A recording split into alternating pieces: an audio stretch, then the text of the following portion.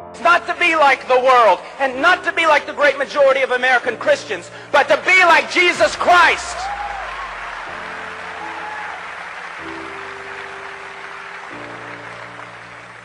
I don't know why you're clapping. I'm talking about you.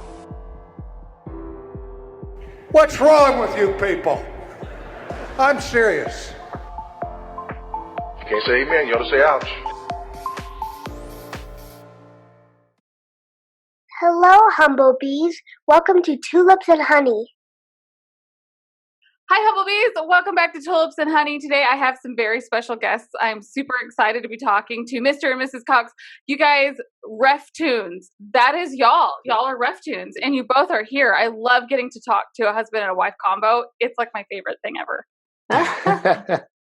So Thanks for having us. Absolutely. Thank you for joining me. So before we talk about your talent in your, is it all digital art, or do you sometimes have to do things with other mediums? It's mostly digital, but sometimes I do paper and ink. Okay, So. which one do you prefer? Digital. Digital. It's Okay. It's a lot quicker. It's a lot easier to do things digitally, just because everything is right there. I don't have to scan papers or wait for ink to dry. Would you say that, like, for digital, yeah, for clients and stuff, but like for personal drawing and stuff, do you prefer just getting that pencil on the paper? Well, yeah, I do enjoy getting pencil to paper, but for that's clients and stuff, and for RefToons, things that I need to get out quick, I like digital. Oh, that was awesome. What a good question. Your wife needs to be doing this interview, because that was an epic. No. That was epic. No, really, that was great. This is why I love having wives on too, because I feel like you guys know each other well enough where you can kind of ask those kind of questions to get a little bit more information.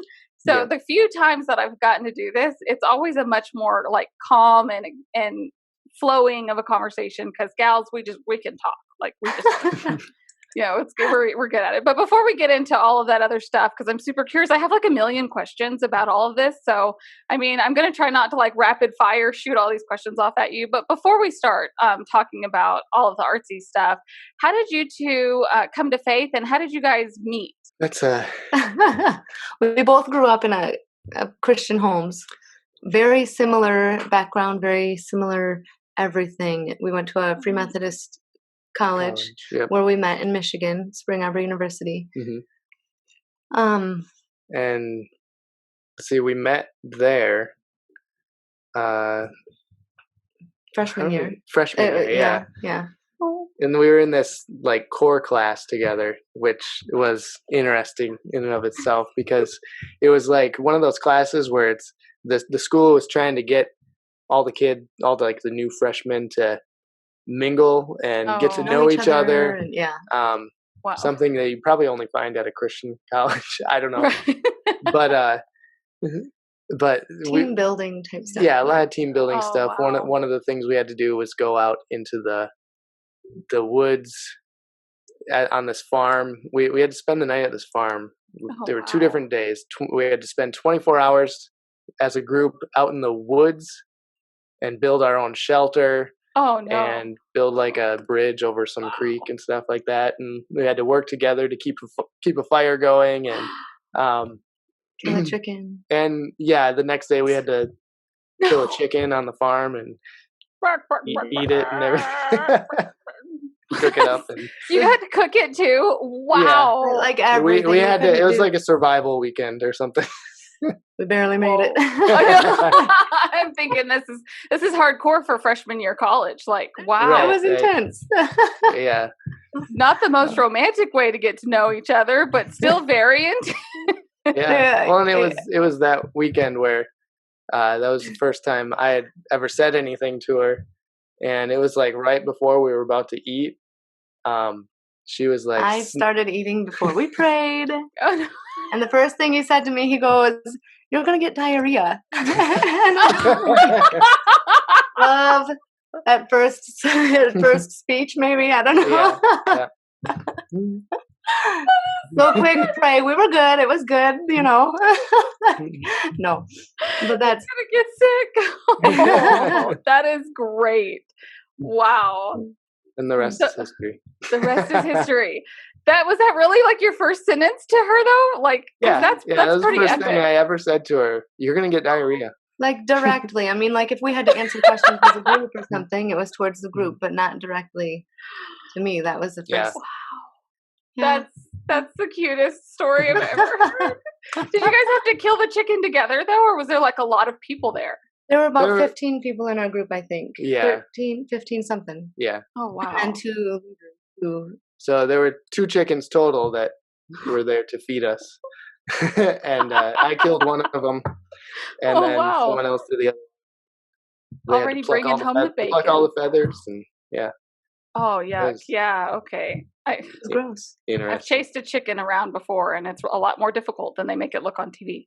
Yeah. Oh, you know, Well, it and- is. We have 4 chickens. And we Do you love them. really? Yeah. It's going to be really hard to yay. eat them. know, right? But you can do it. You can take care of it. We'll be okay. Yeah. But I have experience. So. Yeah. but our chickens are really kind of calm. Docile. Like they're yeah. really. We could catch them. They wouldn't see it coming. No. It's just Perfect. like- yeah. Perfect. We raised them from like day old and petted them. Like I don't know. They're used to us, so they wouldn't think that we would have it in us to eat them. Yeah, there's them. 2 of them where I'll walk up to them and they'll just sit down like they're ready for me to pick them up. Wow. So you guys have 4 chickens. I've always wanted to have so my husband's family, they have land, so they have chickens and stuff like that. But they usually end up we get attached to them, we name them, and then they get eaten by like a fox or something, and it's the worst. Oh. But do you guys have like land and stuff where you get to have all these pets, or are they just hanging out in your backyard? We're just right in the middle of the city, and we have our city allows up to 4 hens.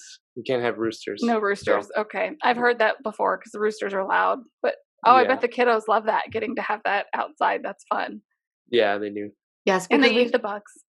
it's kind of nice. My cousin has chickens, and she's like, we have no ticks at all. Yeah. But we never. haven't noticed ticks around here really anyway, so we wouldn't know the difference. Right. But hey, I'll Yeah, take it. I mean, right.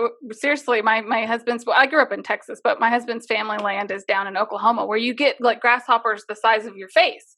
And it makes you want to move. You know, you're just like, I can't live here like this because there's grasshoppers and then there's June bugs and there's like, it's too many bugs. So when they get the chickens, it's like you can breathe. Like, okay, I can walk outside and not fear for my life. This is so much better. But I love that. That's such a cute story too, how you guys met. So did you grew up hearing the gospel? Was it just something that you both already felt like was a part of your life, or was there a moment growing up? Because I know that some people have it where they grew into that and there was never a point where they felt like they weren't saved, and then other people have those moments. So was it different for you guys? For me, I think it was kind of like that into it, but I always did feel like something was lacking as far as my understanding of Scripture, and it wasn't until some issues happened in one of the churches we were at where we started really looking into Scripture and trying to find answers to different things, and which kind of in a long process led to Reformed theology and an understanding of that. Yes. Yeah. Well, when I grew up, like my parents were very good about like having family devotions and family discussions and open communication, and always encouraged us to be Berean like if something doesn't sound right, ask questions. But I feel like growing up, I would ask questions, but I wouldn't get answers. Or not strong enough that I could really hold on to and be like, this is my faith. And I remember asking my dad, like, I don't feel like a believer. Like, what am I doing wrong? And I think for me, it was a feeling of more of like, works based. Because I don't think it hit my heart like it had when he started bringing in some deep knowledge from places like Ligonier or some of the discernment stuff that he had been getting into. Now, I hated it, and I didn't want any part to do with it. I mean, he's coming with answers, but I'm like, no, because that goes against what I did learn when I was a kid, or what I was involved in, or I mean, everything was all of a sudden like bad, and I had to rethink everything, and I didn't want to think, and it was it was a very challenging time for me, probably for you too, because I wasn't pleasant at all. But I think once he started getting answers, like, he kind of lightened up a little bit on like well, this is what it is and this is what it has to be. And because I kind of had this feeling like I can't talk to my kids anymore about the Bible because I don't even know what it is anymore. Like, I don't know. Like everything. I didn't know that the scriptures pointed to Jesus all throughout until like 6 years ago. And it was just, it's kind of embarrassing. But once you know, like I can't unsee it. Like it's there and it's wonderful and it's good. And we've been learning so much since changing. So we had a change in churches as well. Yeah. Which I think you were going to get to a little bit. But some things that we had to confront from what we were learning kind of deeper.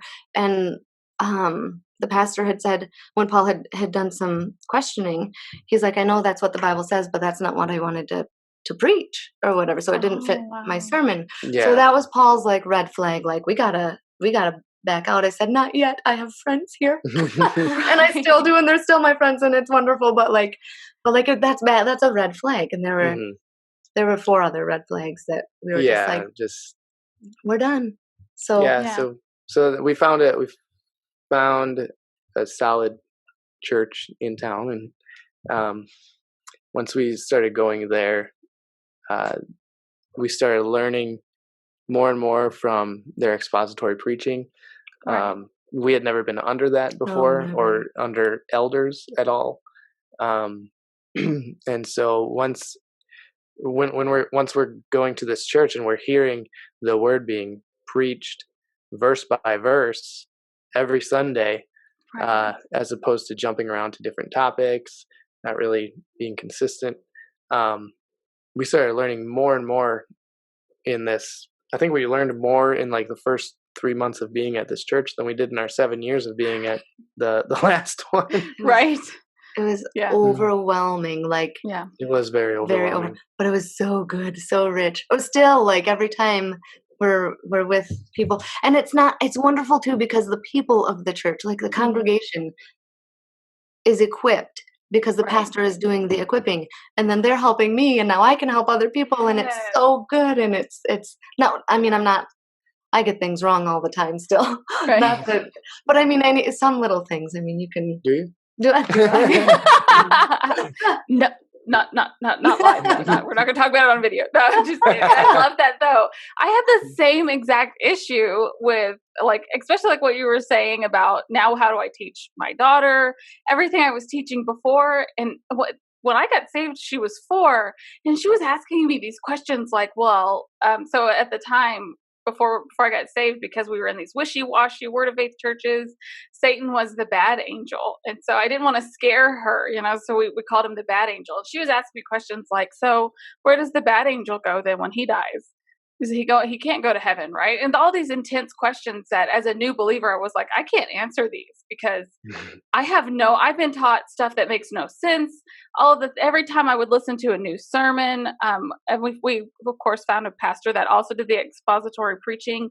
And it was like every time it was something that I didn't understand, that then, I'm literally having to take this apart verse by verse, word by word, trying to understand these things. And it's very overwhelming. But I found that it's encouraging to people going through it to hear that we've been through it too.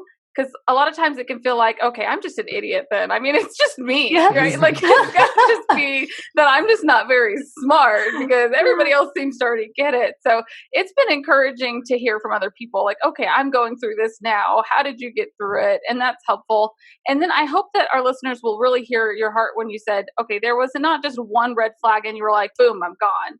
But you had several red flags where you brought it up and you talked to your pastor rather than just saying, I don't like the kind of coffee you guys are serving, so I'm going to skip over to the next church. Right. So I think all that's going to be really helpful for our listeners, especially if they're going through that process. And honestly, it's been a few years of really, really heavy study for me. And I still hear words now that I've never heard before. Like, I mean, the amount of reformed words that they use. I know they're all accurate. They're just using really accurate words, but I'm like, that's not a real word. That's a Dr. Seuss word. What is all these different big long words? So it's still a little overwhelming even years later, but I'm thankful for the expository preaching. That's a huge deal. If you're listening and you don't have a church, find somebody doing that. Because the first church we went to was not full on Reformed. They leaned Reformed.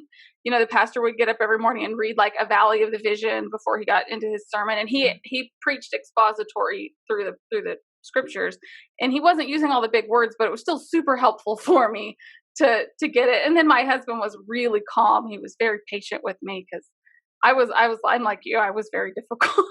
And I had so many questions. It must have been really, really, it must have been a big pain in the butt, but it's a blessing that God brings us through that. And he uses the means that he uses where, certain churches are not teaching biblically, and that helps push us towards that biblical. So I really appreciate you guys both sharing that. I know it's going to be encouraging to people.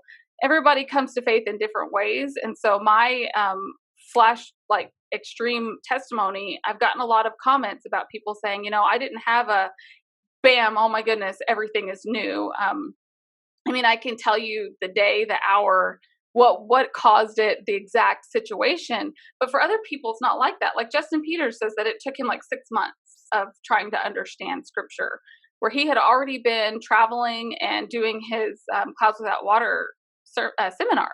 And then he heard the law and the gospel, and then it took him like months and months. So I think it's helpful for people who can be like, they've actually told me my testimony is boring. And I'm like, nobody's testimony is boring. That's not a thing that exists. So, yeah, so that's super helpful. So here you have, you're getting into Reformed theology. Were you already into the art stuff? And are you both artsy? Is this something that you guys both enjoy, or are you just like super supportive? I'm artsy. I don't know if artsy is. No, I like, and if you would ask me in high school, I would have said like, yeah, maybe, but I'm too much of a perfectionist. I can't focus on getting something right. Like, it makes me very angry. So it's like, I'm done. I will watch you. You are so good. Like, we'll just, take my pleasure in watching instead of drawing. Oh, that is so neat. She's a good writer. She writes things that are very good. Oh, I do, but But her perfectionism makes it take like 2 hours to write a Facebook post. I could spend up to 3 on a good couple paragraphs. It's pretty bad. Really? Oh, but that's great. I didn't know that you wrote. Is there a place where we can find your writing, or is it just on like Facebook? I don't have that kind of time. It's just like here and there. So the Pilgrim's Progress, Paul had kind of laid some stuff out, and I would go over it and kind of mix and match some words and throw things away and put things in and whatever. So I kind of helped him with that. That kind of satisfied the itch. But right now with homeschooling, that's all I got. Like, it takes it out of me. So, but yeah, I don't like, if there's something funny that happens like in the family, I'll write something about it on Facebook. Or like we'd been through some very challenging times a couple of years ago that I spent a lot of time trying to write things out and figuring things out. Yeah. But I've written some stuff with him for his business. Like, what's your? I do freelance illustrations. So on my website, I have a kind of the creative process to show prospective clients and stuff. And so she's helped me write that and just figure out the grammar and wording and everything for that. So. It's like the perfect team. Yeah, so cool. Oh my goodness. But I totally feel you with the homeschooling. I just have one. And I literally had an uncle one time ask me, are you sure you want to be a housewife? Aren't you going to get bored? And I laughed and laughed. And I still laugh. I laugh so hard. I'm like, I spend so much time trying to figure out lessons that it's just bored. What is that? I don't remember what that entails. And I only have one. So I know it's much harder whenever you have more than one and different age groups and stuff. But I mean, the whole nation feels our pain right now. So that's right. Oh, yes. Everybody is doing it. I had a lot of people reach out to, like, how do I do this? How am I supposed to homeschool? And I'm like, my style is not going to be the style that you like. You're going to have to find your own group, like we all did. But Yeah. that's so cool. That's really, really neat too that you guys can help, that you help with the writing and you do the art stuff and everything. Mhm. So you freelance. What brought you to this? Because I've heard my whole life, I've always heard that people have a certain style. So you should be able to look at art and tell who it is because they have, that sort of style. And I never understood it until I found RefToons. And now I get it. I'm like, I can see your work. Somebody may make a meme out of it or something. And I'm like, that's RefToons. I don't even have to look to see. I already know that style is your style. So how did you get into this? Because it's really, really neat. Get into RefToons? Yeah. And all of this stuff. And is that different than your freelance work? Is that like separate from that? Oh, cool. Yeah, it is. So I have a different style that I use for RefToons than I do for my freelance work. Okay. So I don't know if you would be able to point it out and say, "Oh, that's RefToons." Interesting. Oh, challenge accepted. I'm totally going to do that after I get done. So I started freelancing in 2009 when I was laid off from work, and that was around the time our first child was about to be born, and around the time of that first recession we kind of went through. Oh yeah, that's right. That was a rough time. Yep. Yes. Oh yeah. So I was just like searching around for jobs, couldn't find anything. Yep. So I resorted to Craigslist, and I found like someone was looking for someone to do like some drawings for a Facebook game when those were all the rage back then. Wow. And so I took that on as kind of my first freelance gig, and enjoyed that process. But I learned a lot, made a lot of mistakes. But I kind of got pushed into freelancing because of not having a job, and I kept finding more and more stuff online, found some resources online. That's so cool. And then is that it? Is that some of it? This is one of the things, one of the jobs I found. It's a math curriculum.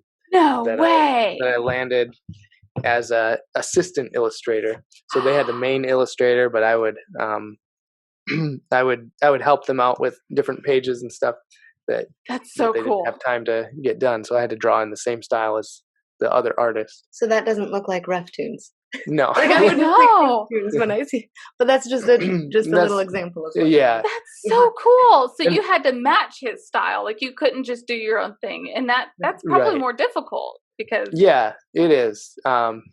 Because like if I feel like the designs could have worked better a different way, I can't change it. I have to draw it that way, even if the structure is strange of the characters and stuff. Wow, that's so cool though. But from there, I got into some freelancing websites, and now I'm able to do it full time. Wow. And then, so like, I wanted to find a way to use my talents to kind of promote my faith, and also to share what I had been learning in theology and everything. Well, because it kind of came down to what are you gonna do with anything? Like I think when you first have like this knowledge and mindset change, like my first thought is like, do you need to be a pastor? Like you have this information and people need to know. Like so he couldn't. Well, I think did that help spark? That helped spark some ideas, but I had some ideas earlier before that about. Like I had the name RefToons in my mind for a couple of years before I even did anything with it. That's so cool. And then just one day, as I was inking some just fun pictures, just for personal projects and stuff, I thought of this idea of like turning Martin Luther into a cartoon character and having a bunch of kids trick-or-treating behind him at the doors of Wittenberg. So I drew that out real quick and inked it, and I was like, I think I'm gonna finish this up, and I'm gonna try posting it as RefToons, see what happens. Wow. Just like that. That is so cool. And did it just blow up like crazy, or did it take a while? Took a little bit. Well, it depends. It feels like it was kind of slow, Yeah, but that's over 2 years. we started in Wait. 2017. Like that would have been October. I think it did. 2017. It did pretty well starting out, but then once more and more people saw it, and I continued to put out more tunes, then people started noticing, I think. Oh, that's so cool. Yeah, because I mean, before I even knew like all the Reformation words, I was like, RefToons is where it's at. So it's really cool to hear that, like, if our listeners need something illustrated, that you do freelance. How can they find your information for freelance too? Because that's really cool. Since we can all see how talented you are, and I know a lot of people who need these kind of graphic design things. How does that even work? What do they just like find you and tell you what they're looking for? Yeah, I have so many questions. Well, I have a website for my illustration work called paulcoxillustration.com. Okay. And they can find me through there. It has just an article about what my process is like, the one that Stephanie helped me write. What my process is like and what it's like to work with me, and then they can contact me through the Hire Paul button. Oh, nice. Okay, well, listeners, I'll make sure that's linked below so that you can find that, because that is really, really cool. I had no idea that people could find you and work like that with you. That's really, really exciting. Okay, so I have to ask like a million questions, but I'll try to do it quickly and without going too far into like extreme detail. But when I see you do videos and stuff, it's really, really cool. You have like, is it a stylist? And are you using like a tablet? How does that work? Yeah, it's here. I'll around. Is that all right? Oh, sweet. Yeah, please do. Very cool. I'm like a kid on Christmas. So this is my tablet that I use. Oh, sorry. It's a 24-inch Wacom Cintiq. Wow. And so it's pressure sensitive. Has a pressure sensitive pen on it that I use, and that's connected to my computer here. Oh, that's cool. And so I use that to do all my work on. And then sometimes, like if I'm away from the computer, I'll use my iPad with the Apple Pencil. Does that work as well, or is it better with that big screen? I like the big screen because I have a large area to work with, but the iPad works just fine. Wow. And what are you using a program for that? Is it the Adobe thing or? Yep, not Adobe. I use Affinity Photo. Okay. That's one of the questions we get asked all the time. Right. What program are you using? Right. I bet so, because it's so cool. So for everybody out there, I use Affinity Photo to draw. Is that the one you've always used? Is that like one that you just feel like is the best one, or do you have? No, I used to use Photoshop. I still think Photoshop is a lot better, but they switched to a subscription model. So now that I've upgraded my computer, none of my old Photoshop programs work. So I just found a Photoshop alternative that works really, really well for being an alternative. Nice. Okay. Yeah. And let that be a lesson to you, Adobe. We are tired of subscriptions. That drives me nuts. Every time I find something cool, it's always like for just $9.99 a month. Right. But that adds up really quickly. If there's like 8,000 things that I want to use, I need it to stop. Can't I just pay a portion and it stops? But okay, so when you're styling and you're doing these things, is it like a hand cramp issue for you? Are you ever just like, wow, my back is killing me, I've got to take a break? And how many hours do you have to spend doing these things? Yes.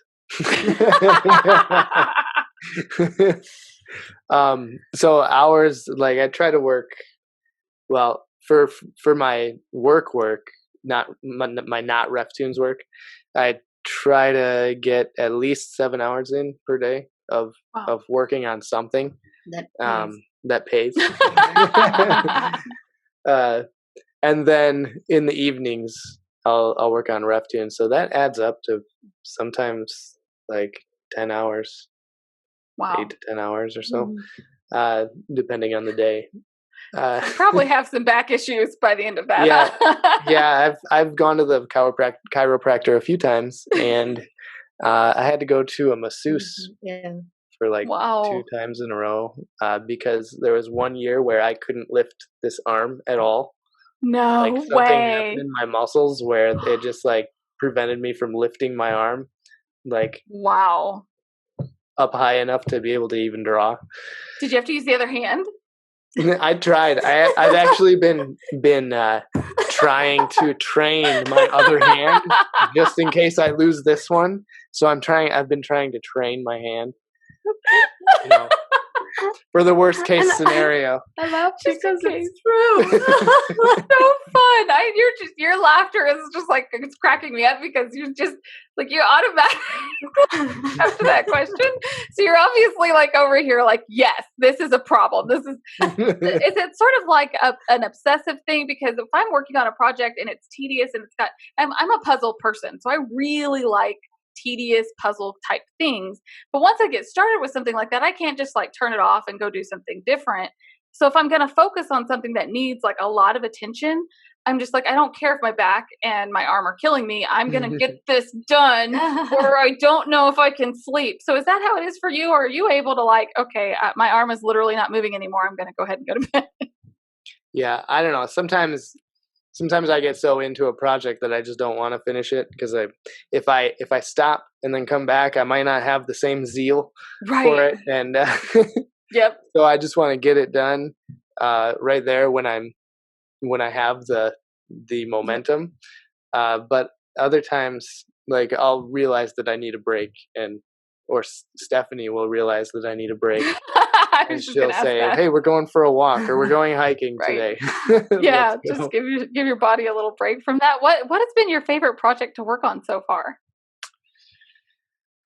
Oh, that's a good question. I don't know. There's so many different ones that I've worked on. I don't know. I always enjoy. It's not necessarily a single project, but I always enjoy creating comics for businesses to help explain their products.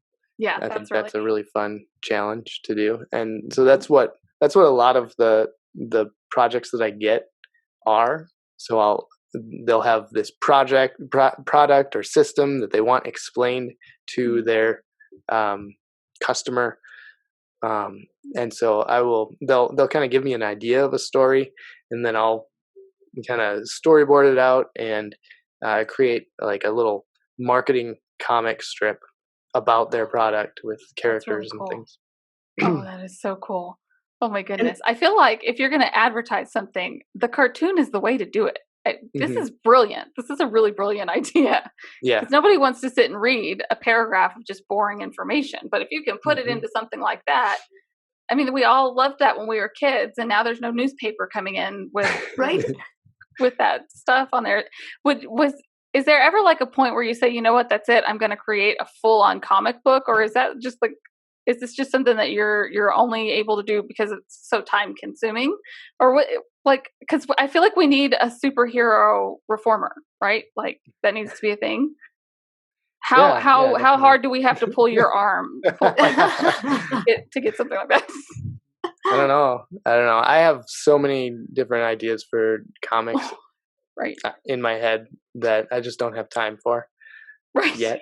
I would like to eventually work up to have time for them. Not all of them are like theology based or reformed or anything, but like I have some ideas for adventure comics, and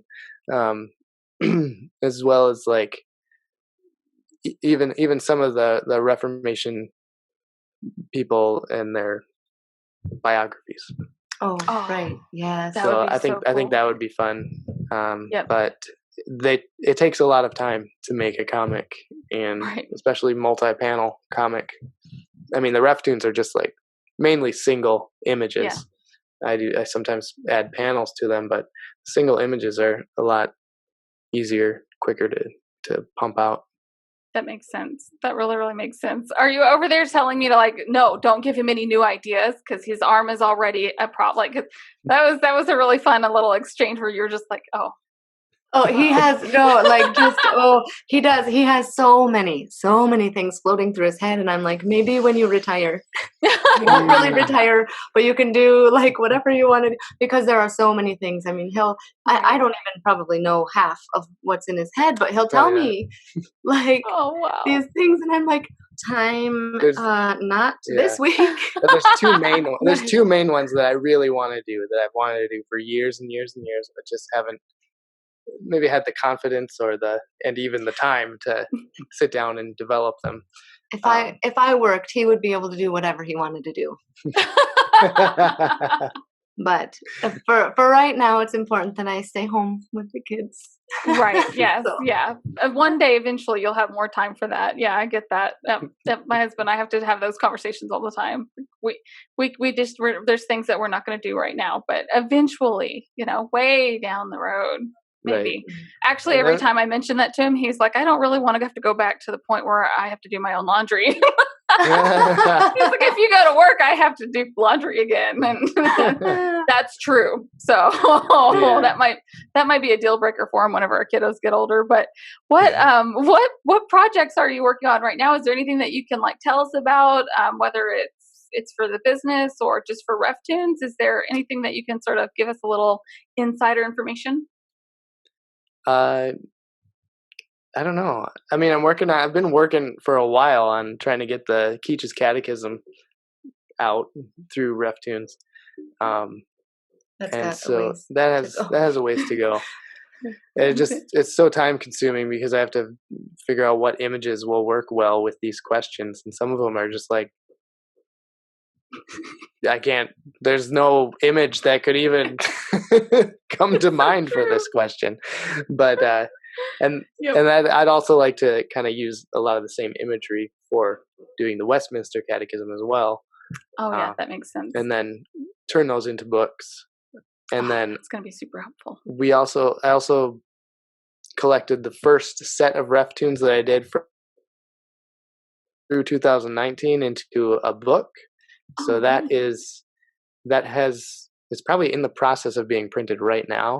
And they're gonna ship it out to me by May 12th, and that'll be able to be shipped out to anybody who pre-ordered. And then it's still available to purchase on the RefToons store.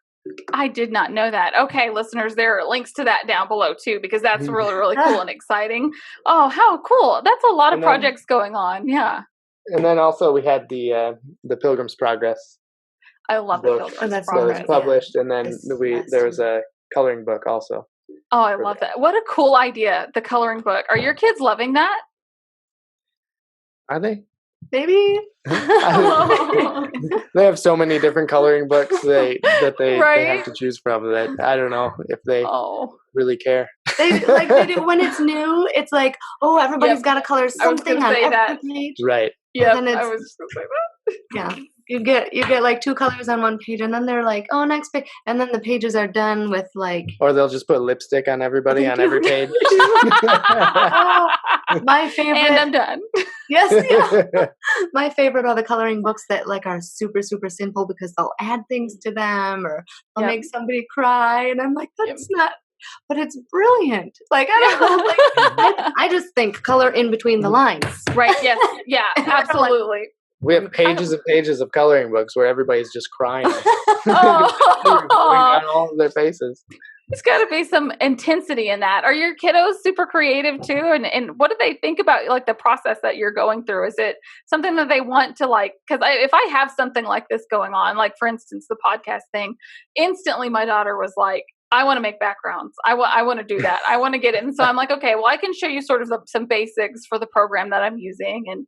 And so I've got, footage of her with all sorts of goofy backgrounds that she's created when she's just, doing silly things. So is that something that your kiddos are like, can I play too, Daddy? Or is it like, no, don't touch the super expensive screen? Yeah, a little bit of both. And yeah. So that they like to come in and choose what colors I do sometimes, and sometimes I'll just step aside and let them have a blank page and draw on the tablet.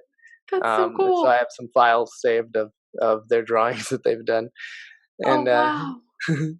That is And- so cool. I wouldn't want a coloring book either if I could do that instead. Right. Pretty cool. Yeah. Right. Sometimes it usually just ends up where they're just trying to color the entire screen one color. Right.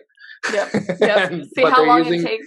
But they're using the tiniest brush they can use. So That's not so done, great. Dad. Wait, I'm not done. I know, but it's been 2 hours and I really got to get back to work. That is so funny. Do you have like points and times where your like the creativity just isn't flowing right, sort of like a writer's block, but for art? Does that happen? And if so, what advice would you give to other people who are struggling with that? Because I know a lot of my listeners are very artistic. What do you do to get out of a funk if you even ever have issues like that? Yes, that does happen. What I do to get out of that funk is just to keep drawing. I think it helps to get out, get some fresh air. Oh yeah. Have a life. Don't be afraid to go hiking or go do some other activity that's not drawing. Get your mind off it for a little bit, and then come back to it, and see what you can do. Otherwise, other times, I've had to go and just like practice drawing or watch drawing tutorials just to get refresh that's smart. my brain. But I think something helpful is that, like, I heard someone else say this, that you have to get out like your first 100 terrible drawings to get your to get to the one that Right. the one that's a keeper. That makes sense. And also something that I've been learning is not to just go with your first idea, but to draw 3 different versions and or draw multiple versions and just try and get that. Goes for drawing, but yeah. No, that makes a lot of sense. That way you're not like you haven't backed yourself into a corner where you're like, okay, I don't like this, but I have to use it because it's all I've got. That makes a lot of sense. I bet that'll be really helpful too for people. It seems like this is one of those really fun things until you actually get into it. And I love art. I love painting. I have a lot of fun with it. But I mean, once you start it, it's actually a lot of work. And so I think that some of the struggles that people have is just the idea where you can watch somebody do what you do, where you can go to your Instagram page, we can watch you going live and you're doing your thing. And it looks a lot easier than it actually is in reality.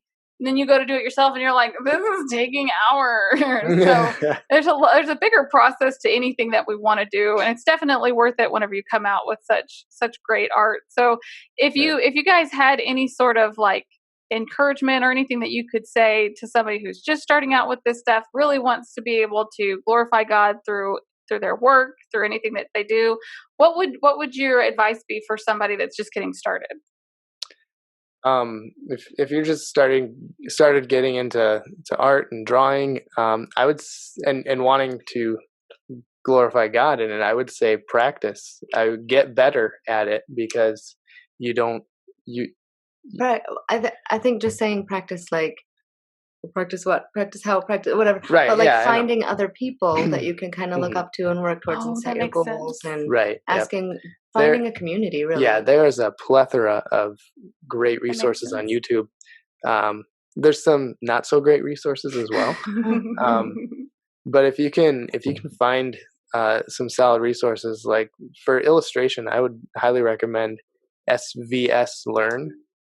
And it's they're a group of illustrators, children's book illustrators, who put together this kind of online training with various levels of programming and all that stuff. And they have a lot of helpful advice and helpful teaching. So I'd recommend that. It is like a class. You do have to subscribe and pay for like a monthly thing, but it's worth it if you really want to get better in your skill. But they do have a podcast as well that talks through different aspects of of freelancing and having art as a career. And that makes sense. There's probably a lot more to that side than what we would think about.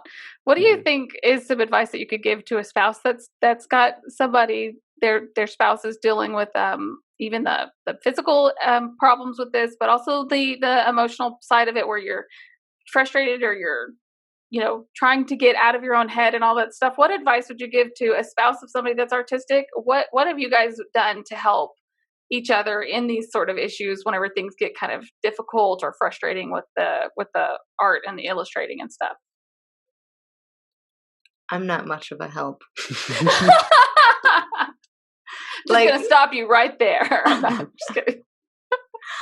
Paul doesn't get very much support from me, but he knows that like when it's good, he knows it's good because I approve. Oh, that's so like not like because I can't stand like it's your perfectionism that comes through. She that's so funny. She's been very good for me as far as like because when I first started out, I would go with my first drawing and just be like, that's the best I have, and I was just very casual about it. I wasn't very go get them. But I've seen what you can do. But she's helped develop me into more of an entrepreneur, I guess. That's so cool though. It's great to have somebody push you like that, because I'm like that where I'm just like, if there's nobody pushing me, I'm like, oh well, I drew a little stick figure, I'm done.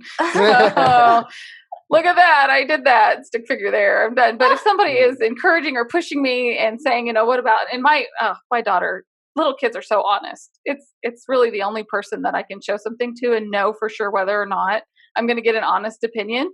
My husband's a super sweetheart. He's just like, it's the best thing you've ever done, even if it's a stick figure. So it's good to have that sort of pushing and stuff in that. So that's really, really great. Yeah, with kids, you can tell by their expression. They'll just be like, yes. Yes. It's so sweet. So very helpful sometimes. Unless it's my dinner that I've cooked, and then I don't want the honest opinion. It's okay. Just don't tell mommy that you don't like it. Just eat it and smile.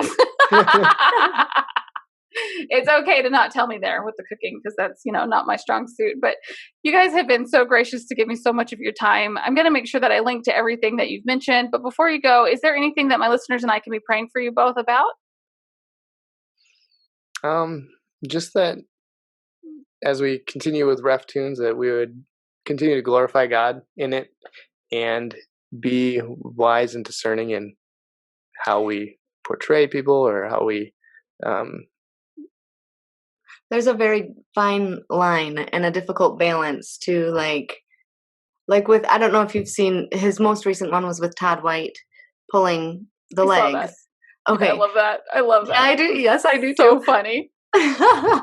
But there's sometimes okay, so this is what he does as his job. It's not like you're calling him out because he's a false whatever he is, right. Liar, snake oil salesman, whatever. Right. That needs to be. Well, it doesn't necessarily need to be addressed. Like Paul doesn't have to be the one to do it. I mean, other people right. can address things, but there are some things where it's just like, are you bashing or are you pointing out? And when you're trying to do something funny, like we've fallen into, I guess so, because I laugh. I mean, like some of the stuff that he's done, it's like that is so good. Like you have right. to get that out there. But even. And maybe our consciences are bound a little bit too tight, but there's this Sproul says, "What's wrong with you people?" Right. So to write that or draw, yes, it's funny. I love it, and I would probably encourage other people to do it.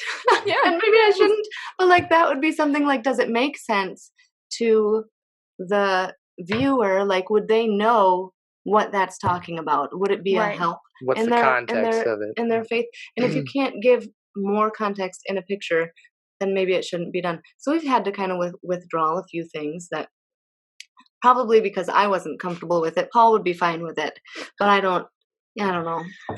No, that makes a lot of sense. Once the two are one. Yeah, and that helps to have that balance. Seriously, I've had that exact issue actually, because I have a shirt in my shirt shop that says "What's wrong with you people?" So I totally get that. Where it's like, I have people say to me, how is this helpful? What are you, who is this edifying? And I'm like, well, actually, I can sort of walk through the process of saying, well, somebody can ask me, what does this shirt mean? And then I can explain what R.C. Sproul is talking about, because that sermon, it's in my beginning of my my podcast, because that sermon, what he's talking about is extremely helpful, and most lost people have a struggle with the idea of hell and why God punished Adam and Eve, and he's dealing with that in that. And so it's like an opening for me to be able to say, that's what this sermon was about. Now let me tell you the gospel. But I still get that question from people that will say, why this quote? What's the purpose of this? And so it is definitely a balance, especially when we're dealing with the false teachers. I never get pushback until I start talking about the false teachers. And then all of a sudden I'm getting like all these messages and stuff. And I'm like, well, everybody calm down. It's going to be okay. But let's walk through this. Let's call, but it is a balance. And I definitely will be praying for you guys for that. What a blessing to have each other for that, because it's a balance we all have to find. Some people, they do this more humorously, and some people, they take it really, really seriously. I like to have both perspectives if I'm dealing with something like this, because I came out of the Word of Faith, I came out of the Todd White group, and if I don't get the opportunity to laugh, I will just cry all the time. Like I need something to lighten the heaviness of that movement to me, because it's very heavy. It's hard on my heart to hear the things that they say and the things that people believe. And so your RefToons, that light, that sort of uplifting humor is helpful to me to not fall into just like utter despair over all of that. So I see the balance is very difficult, and we'll be praying for you guys. Keep doing what you're doing there. You're doing a great job. You're obviously a great team with this stuff. And yeah, thank you guys. Thank you so much for giving me so much of your time today. Yeah, thanks for having us. That was fun. Absolutely. God bless you both. I hope y'all have a wonderful day. Thanks. Thank you. All right. Bye, guys. Bye. All right, Humblebees, that's it for today. I hope that you'll enjoy all of the RefToons, and I'm so thankful for that couple. What a sweet couple. They make such a great couple paired together. God is so gracious to us to give us that sort of balance with our spouses. So I hope that this has been a blessing for you. If you're artistic and you really want to get your name out there, if you're working on different things like this, you can contact me. You can get in touch with me on any of my social medias that I have over in this general area here. And I will make sure to give you shout outs, especially if it's a Christian thing that's appropriate. Obviously, I'm not going to shout out anything inappropriate, but definitely contact me if you need any support, or if you want me to just get your name out there. We absolutely love getting to support people in the Tulips and Honey Hub group. So let me know if you have anything like that. I hope this was a blessing to you all. God bless you, Humblebees. Bye. Thanks for listening, Humblebees. This is Tulips and Honey. Over and out. I think that diamond still needs a little more polish. Yeah.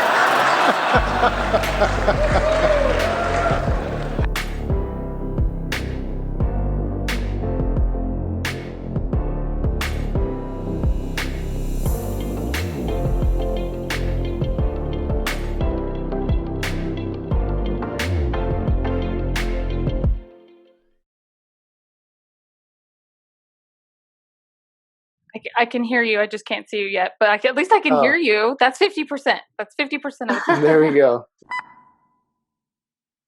I'm having like a weird issue with my green screen. I'm sorry. I'm just gonna. Oh, there. Okay, that fixed it. I was like, oh man, I should have kept my mouth shut. I mean, I could have gotten some major points there, but yeah, I'm sorry. That's super squirrel. That's awesome.